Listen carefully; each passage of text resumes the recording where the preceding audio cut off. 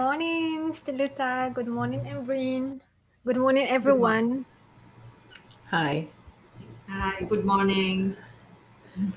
how's it going, Yeah, everyone? Please do drop in the comments below where are you watching us from. It's lovely to see so many people joining us and wanting to learn from the stories of our guests. I let Hanan introduce our guest today. We've met yeah, Ambreen before. I think it was last year on March the 8th when we had the celebratory session for women. Really lovely to see you again, Ambreen. Yeah, thank you yeah. Well, I so just much. want, Thank you so yeah. much. Yeah. Well, very welcome, Ambreen. You're an inspiring person on this platform. Yeah. So today, Thank you so much. sorry, my voice. So today we're gonna talk about how to take charge of your destiny. Yes. Well, some people here may be like, oh, destiny, can we control it? This is something that is already defined for us. We're going to discover that with Ambreen.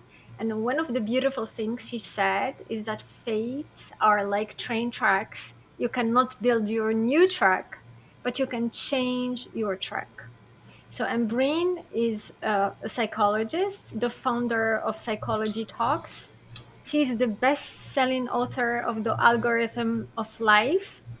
This achievement has been happened in one day, and I am so eager to know the secret. she's Sure. she's a passionate person, passionate about helping people to understand the importance of psychology in their daily life, and we all need to understand the psychology to be able to cope with daily issues and challenges. So please, Ambreen, can you tell us more about you? How did you get into this path? I know that you were in the corporate before, so tell us a little bit how you started in this journey. Okay, thank you so much, first of all, for having me here. And you both, like Hanan and Estelita, both are inspiring to me as well. I know that your posts and your content resonate so well with mine. So thank you for having me on your show. It's really an honor. So, getting back to your question, how did it start? Actually, I've actually written in my book as well that it started a long time back when I was very depressed. I was having suicidal thoughts because what happened was, like, when I was in my teens, and in fact I actually entered in my teens, my father lost a job, and prior to that we were having like really good times and like more like financial stability in our life. So but then, as soon as he lost the job, we started facing difficult times, challenging times. And I had like big dreams, and I thought that it's not going to change, and life will remain like this. We had challenges, and we were like almost on our own to survive. I started, working at the very early age. I started giving tuition to the people or the kids around in my locality to to support myself and to also support my family. And even like I started my college. And but the thing is that, like, it's the way people started, like the way they changed over the period of time. Like when you have it's certain status in the or financial stability is most importantly in the society, people start looking at you at a different from a different perspective. I think they change when your condition changes. So I think these status and everything matters a lot to the people. And when you see them changing, it hurts, right? So all the being a sensitive person, I used to cry a lot. I see like how people behave the way started behaving after my father lost a job. So it was really depressing. And over the period of time, I developed like I started isolating myself from the people. And I was thinking that it's the end of the world. Like I cannot live in this life or in the miserable situation. So I thought that I need to finish or to end my life, because I don't want to take the pain anymore. But at that point in time, when I decided, I started looking for some means to, to commit suicide in a easiest way, in a easiest possible way, which shouldn't hurt me, or which shouldn't be, which is not very painful. And in that struggle to find out what is the easiest way, I realized that actually it is not something that I wanted to end the life. It's the pain that I wanted to finish. It's the miseries that I wanted to finish. And I wanted to get rid of all these uh, miserable thoughts in my head, that I was trying to, uh, end that thing, not the life. And that when I was actually trying to find out what are the means to commit suicide, I actually saw that, there was a trail of the ants going on, and they were carrying a very heavy load on their heads. And of course they're like very tiny insects, but were carrying so heavy loads, and yet they were following their same path, going on, like going to the a house or whatever they were, because they were collecting all the food to survive Mhm. the winters or whatever they, and like looking at them, actually it occurred to me that, everyone has certain roles to play in their lives. And it's not it's not about the challenges or something. I just saw them that when they can actually carry such a big, huge, enormous load, and yet they're happily going to their home, and like no matter what, even if you block their way, they wouldn't give up on that. They just change their path to try to reach their destiny, or to reach their destination. So that at that time I realized that, I think life can be changed the way these ants are changing the, path, and maybe I can also change something. And then I realized, and I thought, I think this is all in my head. I need to change my thinking. And that's when I realized I try to change my thinking. And then I mean, it sounds cliche that, when you change your thinking, that everything around you change. But it is very true, because, when I change my thinking, it seems that everything Change. changed around me. And like, even the people I used to think that they are hating me, it wasn't like that. It's basically when I started changing my perspective, I found the people who loved me. I found the people who accepted me. So yes, there are struggles, and there are challenges, but the thing is, when you realize that, they are there for certain reason, and when you realize that reason, it becomes your strength. And just and when I found out this entire thing, I think that I need to share this message to the people, and from there on, like, I'm on the mission to help people. And that time I decided that I'll write a book, and that was like 20 years ago. And from there, and of course, because at that point in time I didn't have many resources, I didn't know how to write a book. So I set myself a target of 20 years. That and in that time I thought that, being like a woman from an Eastern culture, you have like a lot of societal pressure, that you need to get married, you need to have a stable life, established career or something. So I that's why I gave myself 20 years, that I need to settle in my life, get married, have kids, and then start working on my book. And in the meantime, I knew that at that point in time, because I was so young, and if I had shared these thoughts, nobody would have believed me at that time. And also, I wanted to give my readers credible information, authentic, because and that's why I wanted to gain more information, more knowledge. So whatever I'm saying should be proven by some scientific facts, or should be backed up by more evidences or experiences. So over that period of time, I collected all those experiences and knowledge, so I can share whatever I know that I'm sharing is something not that came to my mind that day. It's basically backed up by scientific knowledge, and it is observe the way that I've observed, or whatever like I've experienced. It is authentic and credible. Well, So thank in brief, this is my Wow. story.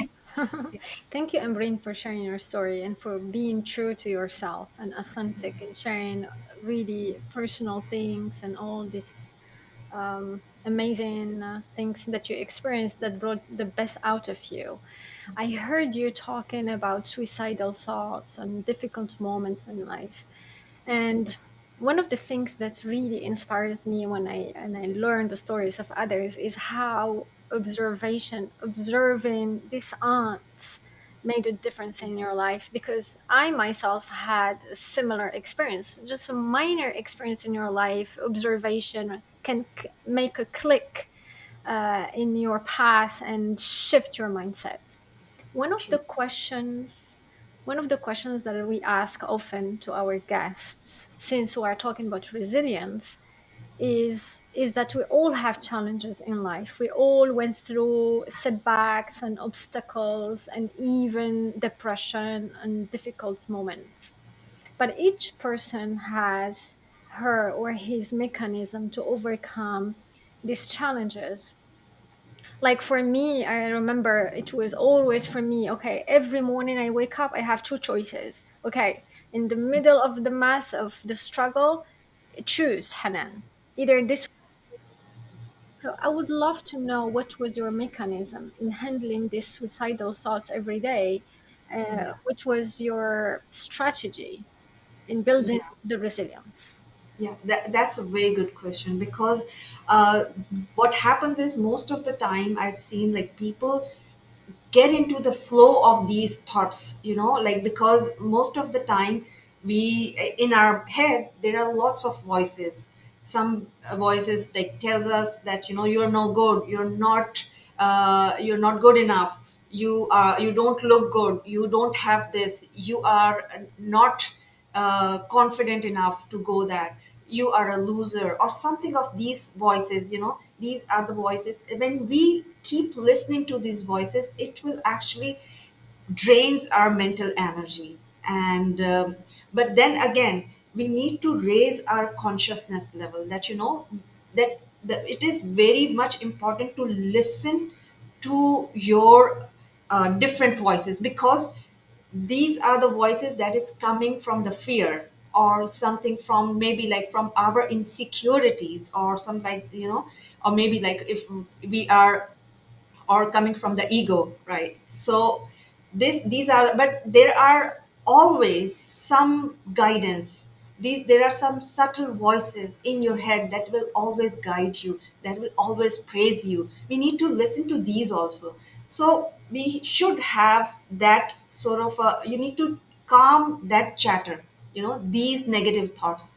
They, like, everybody has that, because it's our mechanism. It's, I would say, the default mechanism of our mind to get into the negative thoughts first, because that's how our body or mind is designed to protect our well-being. Because whenever we try to go in some danger zone or the unknown area, or something that we are doing something for the first time, our mind raises a red flag or a warning sign that don't go there. And that's how it is meant, because it is meant to protect our well-being. This is the survival mode.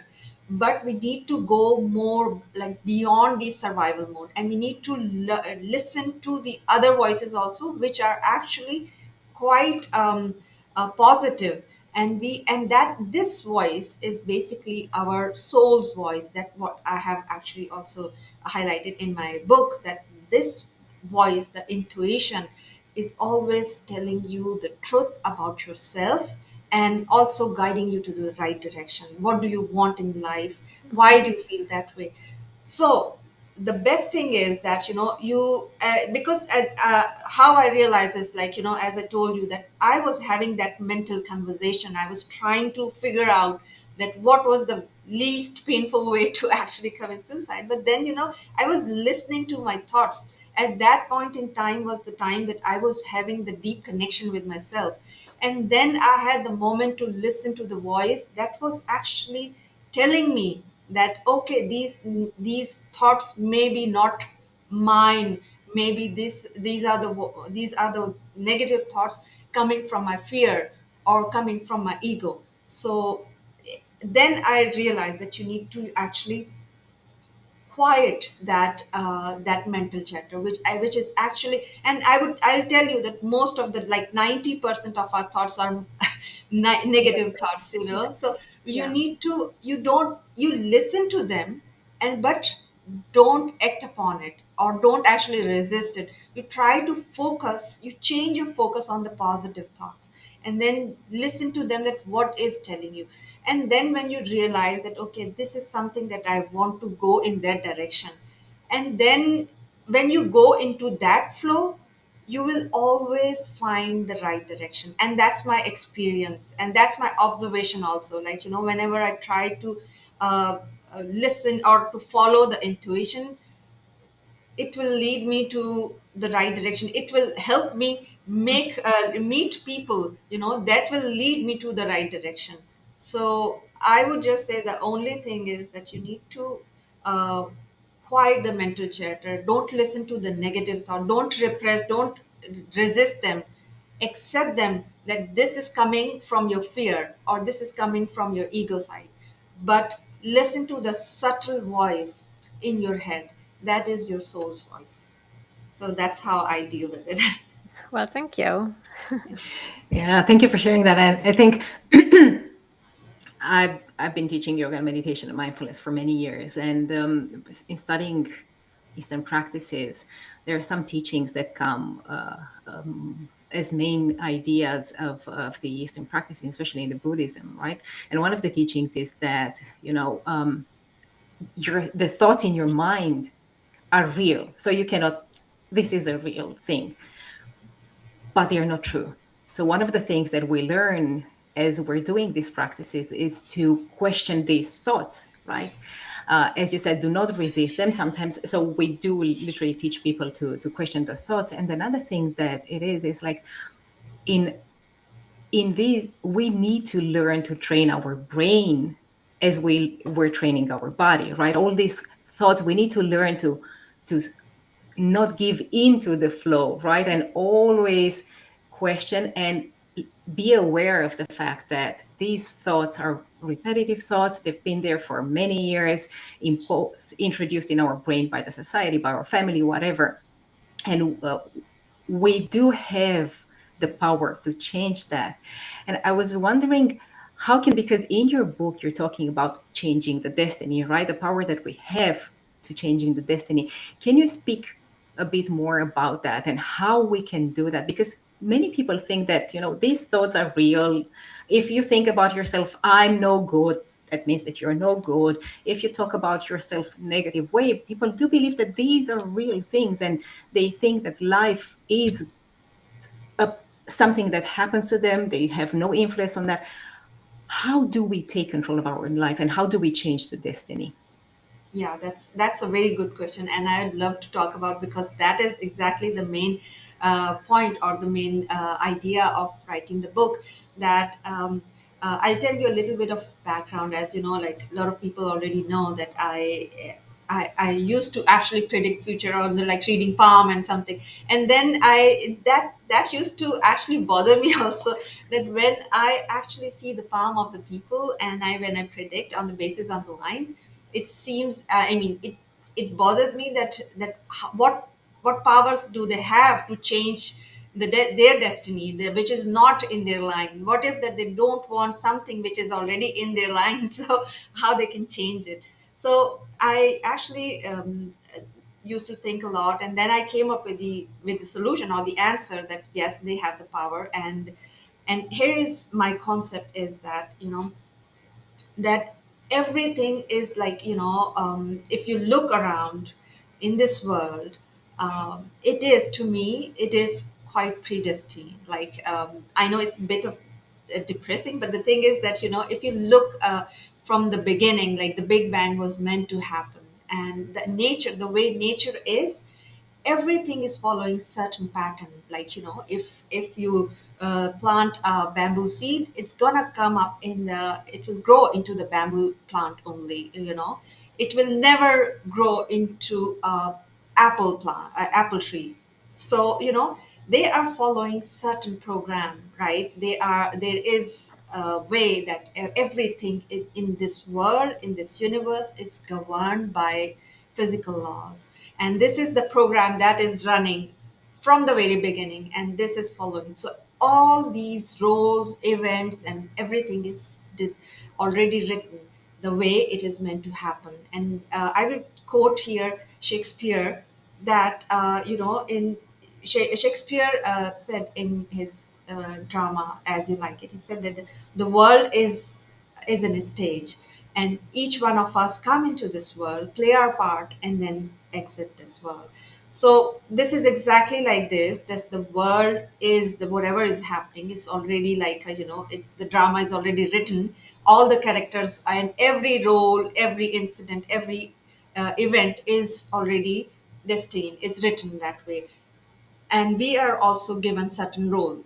But if we want to change that role, we have the power to change the role. For example, if you want to become the hero, or if you want to become the villain, if you want to become the ally of the hero, or if you want to just become a loser. So this is something that we choose with our own will.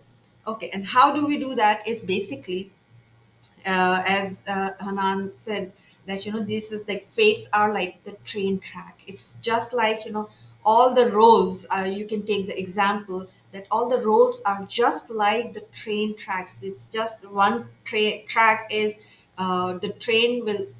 The track which it starts from station A will always lead to station B. No matter what, you cannot change it. You will follow the same track. If you will be on that track, you will always follow the same track, and you will end up reaching station B, no matter what, right? But the thing is that this train or everything is, again, as I said, that governed by the physical laws. The only thing that is not governed by the physical law is your soul. And your soul has the power to actually create thoughts. And that is the most powerful tool we have. We have the power to think. And and why am I saying that we have the power to the thoughts are the most powerful tool is because it is a form of energy. This is created by the synaptic reaction in our brain, and that creates energy. And if you just study a lot about that, how thoughts are processed and what changes they Mhm. bring in the physiology and outer world, is you see that if you keep thinking anything, right, repetitive, it creates a neural path, right? It creates a neural path. It has the power to change your physiology of the brain, and that is called neuroplasticity. Everyone is very well aware of it. So if you keep thinking about the positive thoughts, your mind will be changed accordingly. Your brain will be, you will have positive neural pathways. That is the change that is internal, right? You will feel more happy if you have positive thoughts, because those neural paths are made in that way. The Yeah. quantum physics tells us that we our thoughts, since it is the form of energy, it has the power to create entanglement outside of your body. It creates and quantum entanglement is like, when you are sending a signal, for example, and it creates a sort of a magnetic attraction from different particles, right? So that's how, when you create the quantum entanglement through your thoughts, you actually attracting all the events from the universe in your life. So for example, if the person is, let's say, not born into a or are born to a very less privileged environment, right?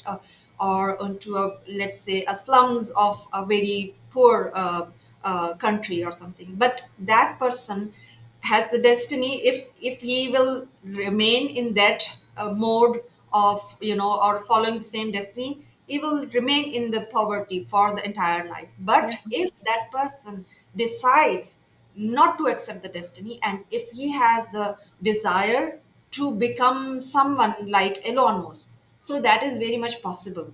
And how that is possible, again, he needs to use the power of his thoughts, that he needs to have keep thinking about it. He needs to realize, first of all, he needs to realize his purpose, that what he wants to be in the life.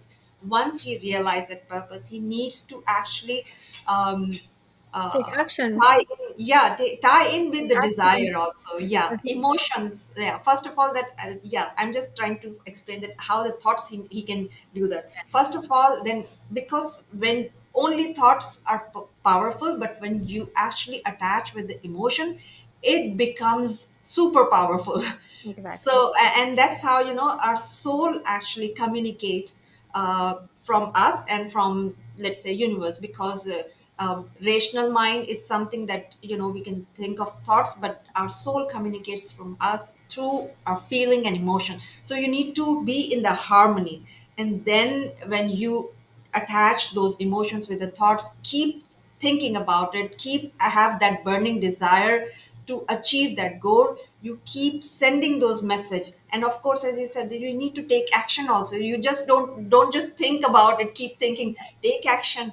And then you will see that then that is how you become in charge of your destination. You sending the signals to the universe to bring those all the event in your life, right? And you must have noticed that whenever you decide to take some action, or you do some or decide to do something in your life, you will see, like, all out of nowhere, you start meeting people from the same field who can direct you to the right direction, or you start seeing opportunities in the same field or in the same path. So that's how you become charge of your destiny. You become the creator of the miracles in your life. But one more thing that I want to Yeah, highlight here, and yeah, yeah, exactly. Because I have something also very important here. One of the things that you okay, said is that the first step to creating your destiny is finding your own purpose. And I know this is something we often talk about. And maybe many people they would like to find their own sense of purpose, but they don't know how. Can you share yeah. more about this, please? Yes, that's again very very good question, because it's very important to actually, as I said, that you need to connect with yourself. You need to listen to what your thoughts are saying to you. You need to uh, uh, quiet the mental chatter, as I mentioned, because if there is so much noise going on, because then you won't be able to listen to those subtle voice of your intuition, of your soul. And that will, you need to find out that what actually you like to do. Just imagine that if there is no if there is no sort of like, if you don't need to, if you don't if you want to follow a career without where you don't need any money, or let's say you have like millions of dollars already, and then you need to choose a path, what would you want to be, or what would the field you choose? So like, these are the questions that will help you overcome like all these societal pressure, and then select what you want. And I would just say that spend more time with your own self. And when I said, I think I yesterday I also posted that a lot of people say that spend time in solitude, but what they do is, when they go in the solitude, they start listening to music, start reading book, going to watch the TV. No, that is not the time you spend with yourself. When I say that spend time with yourself, you need to be alone, talking to yourself, l- observing your own thoughts. This is extremely important. When you connect with yourself, you listen to what yourself is telling to you, and that's how you become your best friend. That you listen, what do you want, you ask yourself that what I want in the life, and then let the thoughts come in and observe these thoughts. Don't resist. For example, you say, sometimes you might hear this, that life sucks, I don't like this life. Okay, just let yourself talk. It's just like, the imagine that there is the other person, in front of you, and then you listen to these thoughts. And it's the best thing is, like, what I do is I also journal my thoughts. This is the best way you actually understand that what yourself is telling you. Write down all the question, what do I want in my life, and then you start writing down what I want, why do I want, where would I want to be in, like, let's say 5 years, and why. It's very important is, like, why you want. Is it because someone else is telling you? Is it because your family is telling you? Is it because the society is telling you? Or is it really really you want to do something? So that's how I feel. It's that's how you can find out your purpose. Again, like, you can also explore your hobbies, because these are also some indication when you are whatever you want to do, when whatever you love or to do. It's like, it's still like, some people start having these hobbies, and they spend more time in this. So the first important thing is that you need to connect with yourself, listen to your thoughts. Yeah, thank you. Well, I'm just gonna sum up one of the things that I learned from Ambreen in order to control your mind and your thoughts. Well, two things impacts, in fact, the mind is the thoughts you nurture and the images that you send also to the brain. So be careful with what you are nurturing every day. Stop, pause, and take time to identify these thoughts, because you cannot change something that you don't know. You need to know what's going on. What's the, let's say, the parameters of your programming that goes to your brain. And the brain, after all, is like a computer. When the computer, it slows down, it doesn't work as efficient as we want, we have two choices: either we change the program or we change the computer. Well, we can, in this case, we cannot change ourselves, but we can change the program. And changing the program starts from awareness, the awareness of what's going on, what kind of programming we had. And then once we identify this programming, we will be able to upgrade it to the level we want, to the lifestyle we want, and the things we would like to attract in our life. Yeah.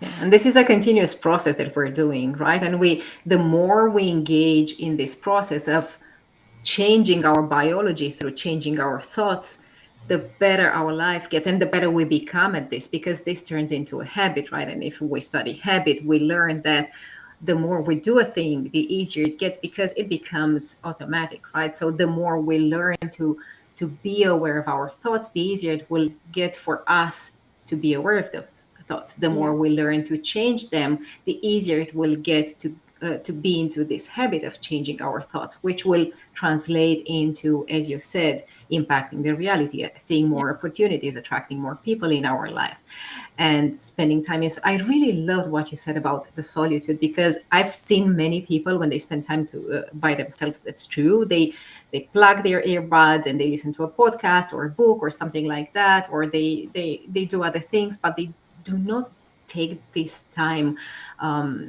to really either meditate or pray or journal, and really take the time to be with their souls, as you said, and listen to their souls calling or their souls words. And these are so many beautiful lessons that you shared with us today, Ambreen, and we are so happy and so grateful to have you here. uh, is there any advice that you would like to give our audience before we wrap this session up? Yes, definitely. One advice I would really like to give to all the audiences, that they need to believe in themselves. And that's one thing that, and why do I say this again? That, when you believe in yourself, that means that you are letting your soul be in charge. And, because, as I said, that when you listen to yourself, and you follow what your intuition is telling you, so that's how it is. You're believing in that voice, you're believing in yourself, that okay, you're going wherever you're going is the right path. Whatever you are thinking, you can achieve. And it is very much possible all the time. Like, it's, as like a lot of people are said, that it seems impossible unless it is done.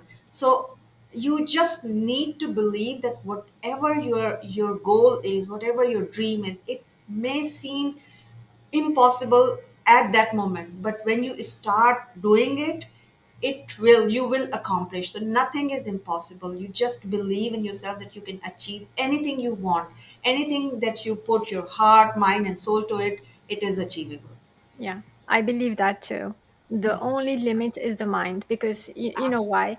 Because I notice in some posts on LinkedIn, there are some people who post like, oh, those who believe that nothing is impossible, they were born maybe lucky, and because they maybe have the resources that others don't have, and because it's impossible to have everything, blah, blah, blah.